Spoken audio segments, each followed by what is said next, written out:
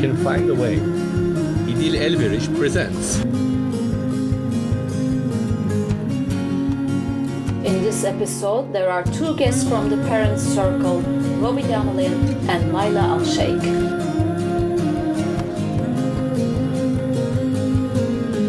Welcome back to another program of We Can Find a Way, a podcast about conflict resolution. My name is İdil. In this podcast, I strive to cover conflict in all areas of life and its resolution through alternative means. I am one of the first mediators of Turkey, certified back in 2005 by the ADR group in London.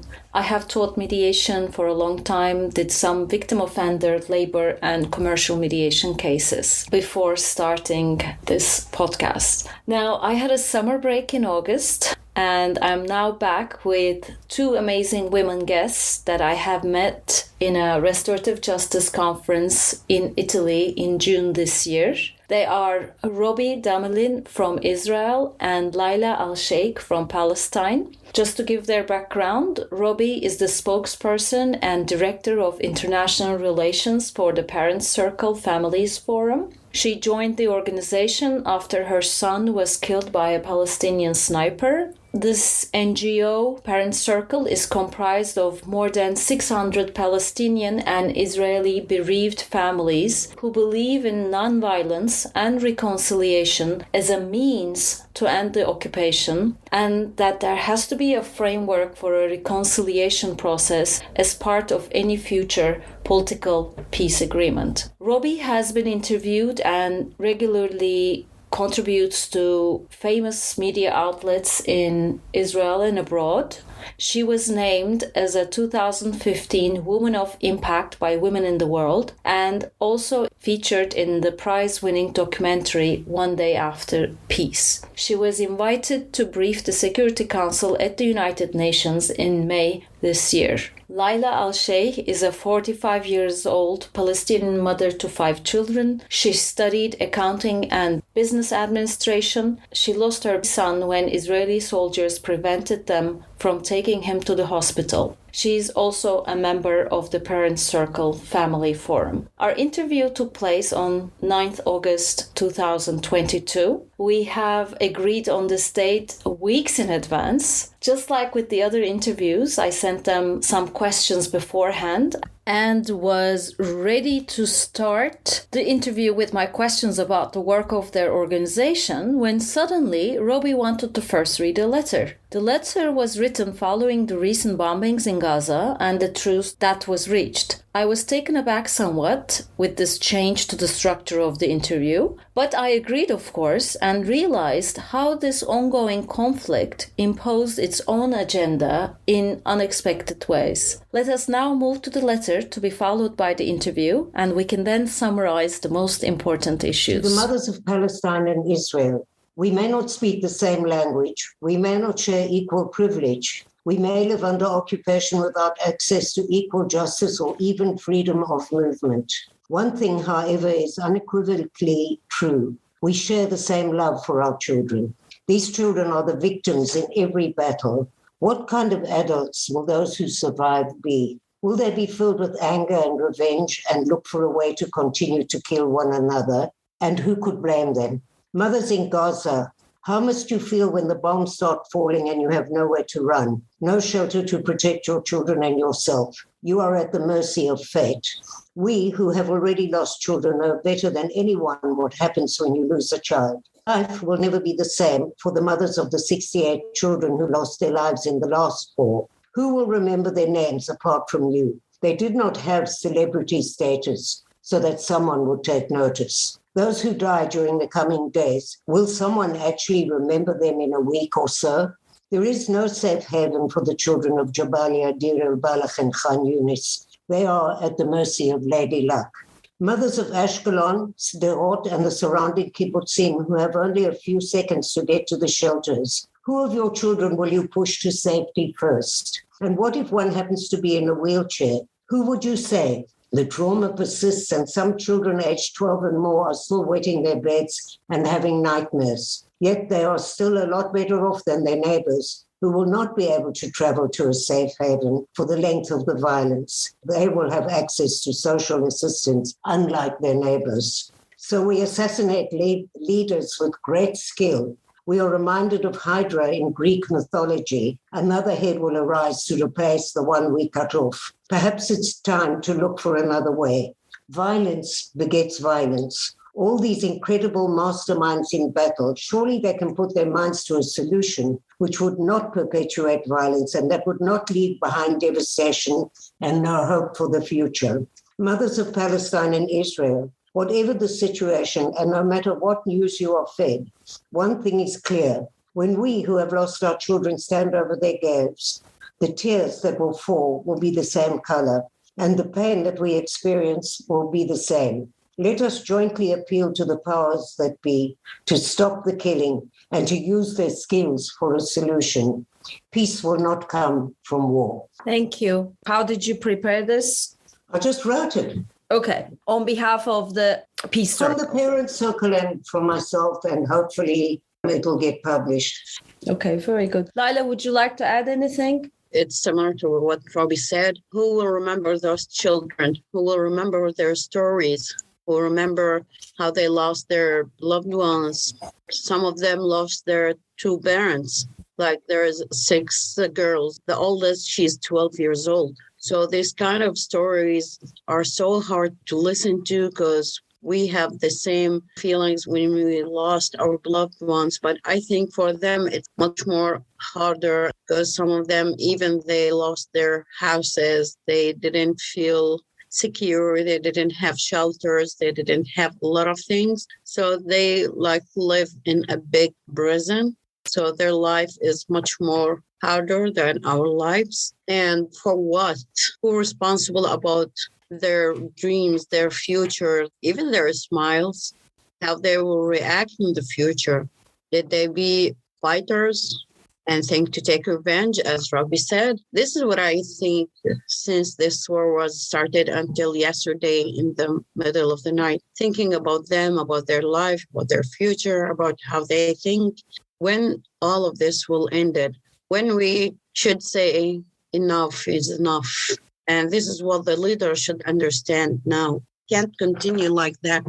Really, it's become something make us disappointed. What do the governments think of this parent circle in Israel or Palestinian Authority? Do you have any contacts? Do you have any reactions? The Palestinian Authority know about the parent circle. They didn't support us, but at the same time, they didn't prevent us from doing anything. They just look and see what we are doing, but they prevented us from going to schools to speak to children. But we can meet them in their houses or in other places. Actually, we've met Abu Mazen several times. He has been supportive of the parent circle. The schools, the very first letter that we had to go into Palestinian schools came from Yasser Arafat. And then, of course, there were all these elections in the interim, and so now it's not possible. But we do, as Layla said, do a lot of work as well on the West Bank, but a lot of it is also with women.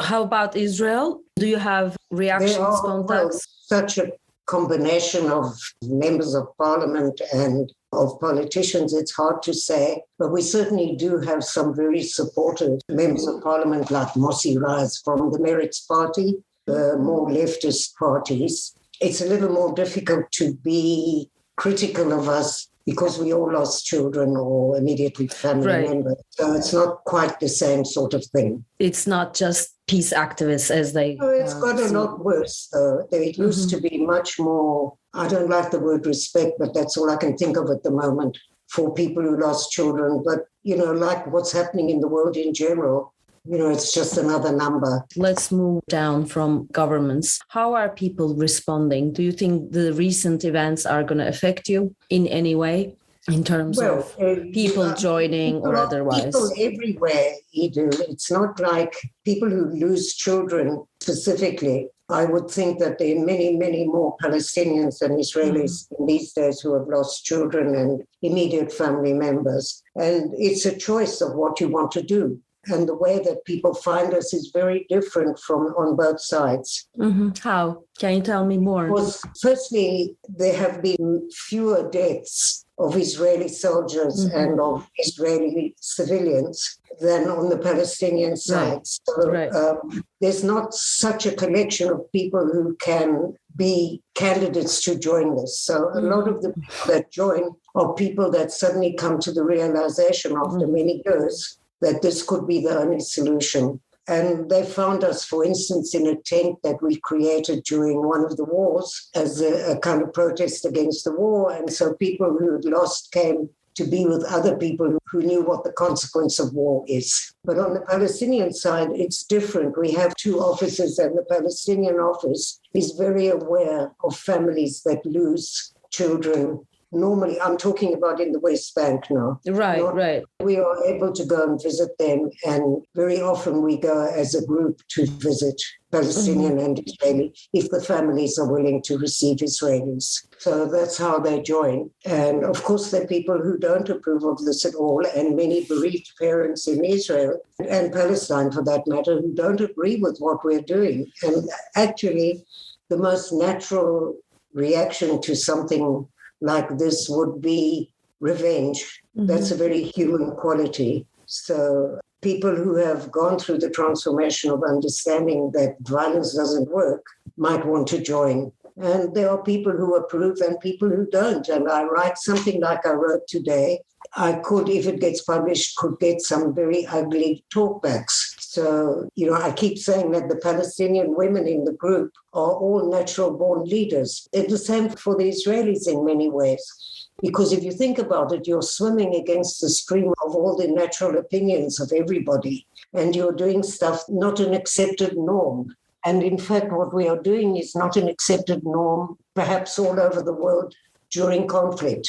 After the conflict's over, that's usually the time that there is for reconciliation. But in our case, we're probably I would imagine, the only organization that I know that is working for reconciliation during conflict. You're swimming against the stream of opinion, and people say peace isn't even on the table. Why are you talking about reconciliation without understanding that for places that solved the conflict, there had been talk of creating a framework for a reconciliation process many years before the actual political agreement. Layla. Yeah, we are the people who are under the occupation, and especially after this war, I think that people start to realize it's not just an Israeli fault.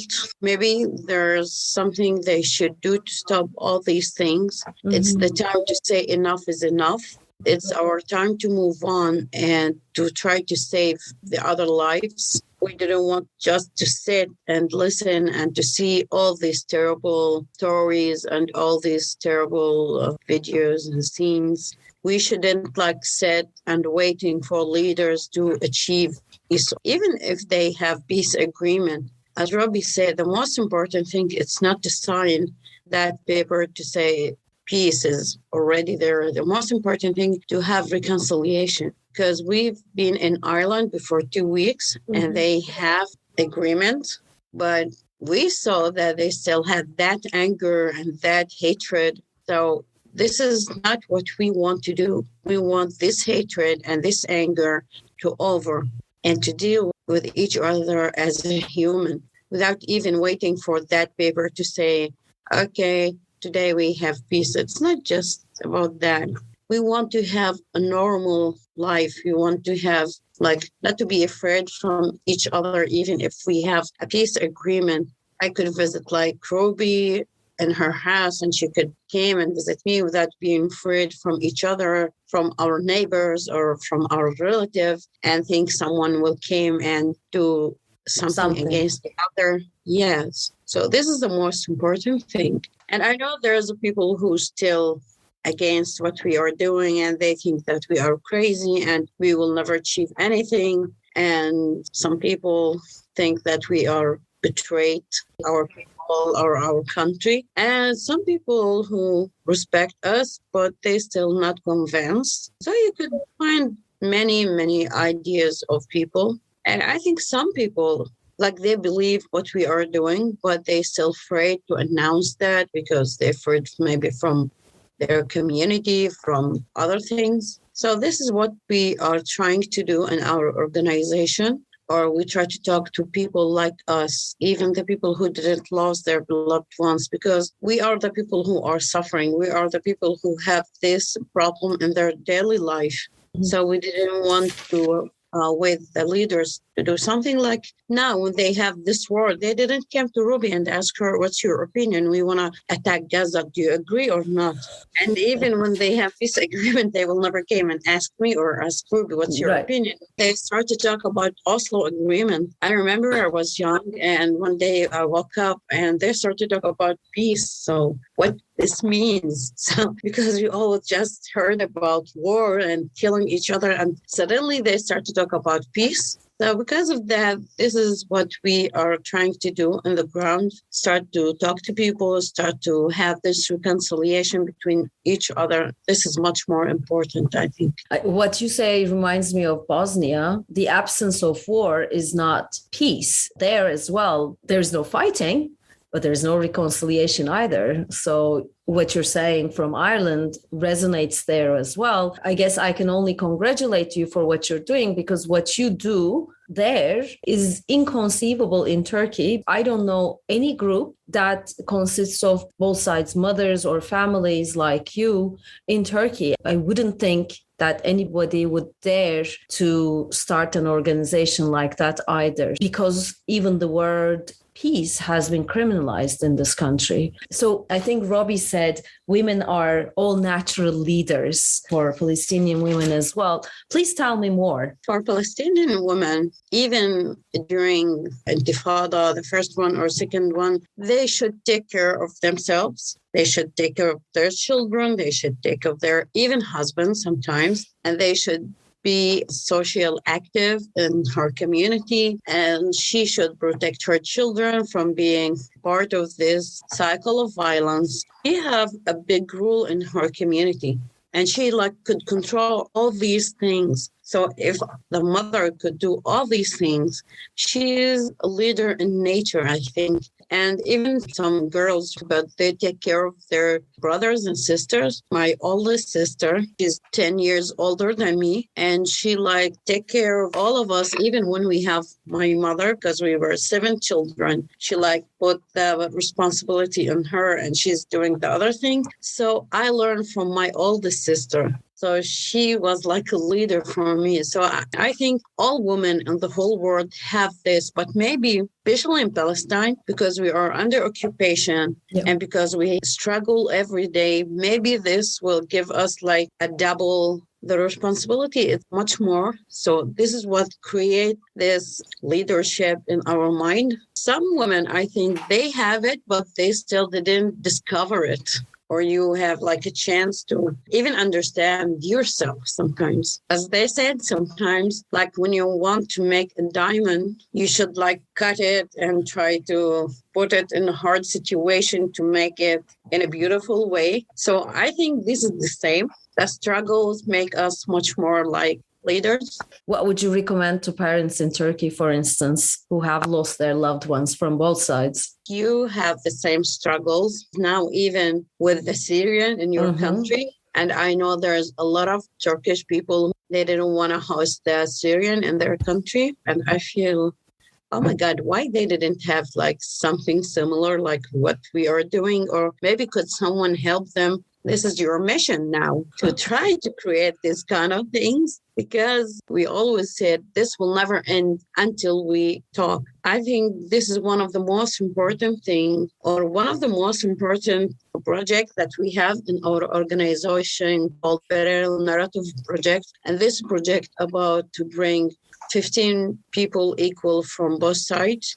And this project is about give them a chance to sit and talk and speak about everything, because I think this is the only chance that both sides have. Like us as a Palestinian, we didn't meet an Israelis, a citizen. We just met settlers or even soldiers. So this is the only chance for us to meet mothers or to meet a normal people like us and start to talk about a lot of things. So I remember the first day in that project, we were just mothers. So the Israeli women on the left side and the Palestinian on the right side, and both of us read from each other, didn't know what to talk about, didn't know other reaction, what's going on. At the end of that day, that was so amazing that we were dancing together, laughing, talking like we know each other from a long time. So as a human, we just need one chance or even 1 minute to change our thinking or our mind and start to look to the other as a human like us. And this is the key, I think, to open your mind and open your heart again, to understand,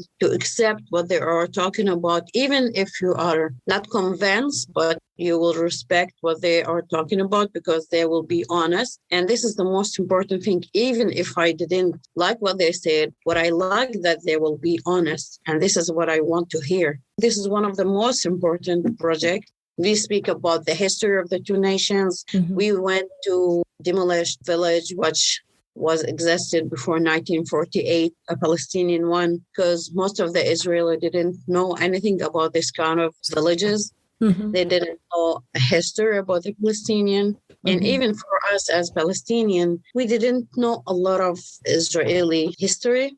Yeah. We went to Yad Vashem Museum to know more about the Holocaust, because most of the Palestinians deny that. They think that the Israeli fake it because they want to justify what they are doing. So it's kind of learning, understanding, and give a chance to talk about everything, not just political, not just about history. It's about everything. Maybe you should have the same experience in your country. This which will help you. Thank you. How were you able to fight your own demons using your pain, frustration, anger for change and for reconciliation? How could you get there? How long did it take you? Look, I will tell you a short story about my father in Jordan. Once I visited them before I went to Italy for a conference. Then he started to say to me, you shouldn't be with them. They're still our enemy, and a lot of things that he's talking about. And then I said to him, I want to ask you 2 questions. You know that my son died. Did you know the story? And he said, no. I said, I stuck in Bethlehem for 11 years, couldn't came back to see you because I didn't have my Palestinian ID during this time. Did you know what happened to my life during this 11 years? And he said, no. I said to him, how could you judge me? How could you ask me what to do or not to do? This is my life. And I'm the only one who should decide what should I do or not to do. I want to protect my children. I want to protect myself. I want to protect other families. You didn't know how much that hurt me. You didn't know how much I was suffering during these years. So please don't judge me. For my father to talk about the Israelis, it's like a red line. No one was arguing with my father. So I didn't just cross that line. I jumped that line. He was shocked and I was shocked because I wasn't arguing with my father in my whole life. So how could I argue with him about something like that? That power and that courage that comes from, I then realized that when you believe in something, when you spoke from your heart, we are not expert in this field, but we are spoken about our lives, about beloved ones. We speak from our heart, from our pain. And this is what makes our message so strong. And if you didn't convince about what we are doing, you will respect it. And this is what my father said. Okay, this is the first time I saw you try to talk so strongly about something and you believe in. If you think this is good for you, so it's okay, even if I still not convinced about what you're doing. But if you think this is the right way for you, it's okay. Because when you remember what's happened to you, you didn't want even to see other people from your side or from the other side suffering and lost your son or daughter or someone love you, you love him. Nothing worse than losing a child. Nothing. I love my father so much and I lost him for 2 years. That was so hard for me, but it's not like losing my son. Robi? It's not that I went through some kind of transformation after my son was killed. I grew up in South Africa. I was born there. And so I had been in the anti-apartheid movement most of my life and understood injustice. Actually, my first reaction when the army came to tell me was, you can't kill anybody in the name of my child. So it was all there. I just didn't know what was the framework that I could start to make a difference. And if we go back to what Layla was saying early on, I think that having a casus belli, having something to do after you lose a child, it doesn't have to be about the conflict and it doesn't have to be about stopping something. What it has to be is a passion for something. You may love animals. Okay, I see in Turkey there are lots of cats. And dogs, on the streets. And I'm a major animal lover. But can you imagine that somebody who has this terrible loss gets up in the morning and wants to start helping a shelter with cats? I don't know. It's like, this is the reason to get out of bed in the morning. For me, the reason to get out of bed is to protect my grandchildren and my son,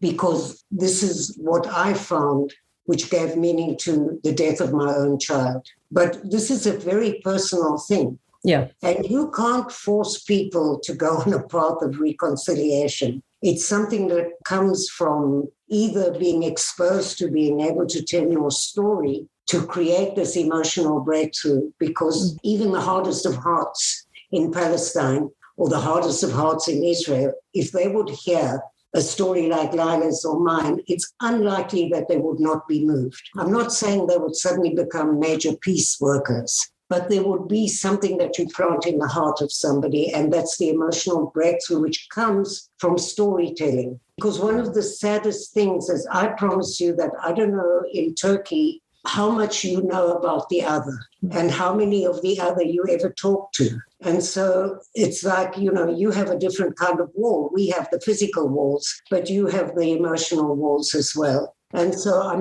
not here to tell you what should happen, but I am here to tell you from experience that when you find a cause that you're passionate about, it will ease this feeling. It will give you a reason to get up out of bed in the morning. I think we have covered all the questions. Please feel free to express anything you would like to add. For me, one of the most dangerous things is taking sides, being either pro-Israel or pro-Palestine. Because what happens when that happens is that you import our conflict into your country and create hatred between Jews and Muslims. That doesn't mean that you can't say what is happening on the ground in Israel and Palestine. That's very important. And that you can't tell the story of what you heard from Layla and I. That is very important. And that you can't, but if you cannot be part of the peace process or of the solution, then please stay away from us. You aren't helping, not me and not Layla. Why we want to make reconciliation? Because when you feel of hatred and anger, that will control you and control your life in the opposite way.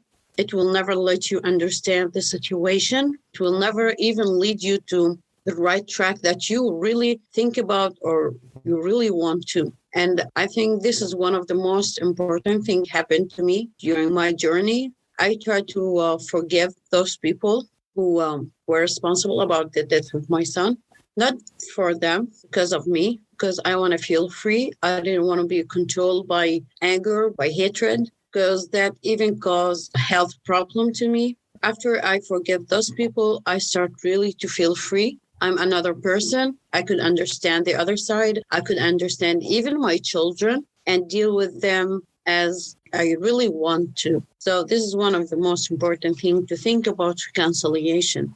Much more important to have peace agreement. Okay. In Thank this you both program, very my much. guests were Robi Damelin and Layla Alsheikh. They talked about the importance of reconciliation and seeing the other as human and developing empathy despite the ongoing occupation and warfare in their countries. They stressed that just because a peace agreement is signed, people do not start having a normal relationship with the people that they fought with. They emphasize by underlining the importance of reconciliation, they wanted to save other people from experiencing similar pain. It was very inspirational. So I hope you enjoyed this episode. If you did, please follow the podcast, like or share it. I would like to close by thanking musician Imre Hadi and artist Zeren Göktan, who allowed me to use their music and picture in the podcast.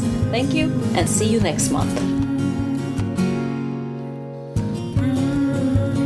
We Can Find a Way. İdil Elveriş presented.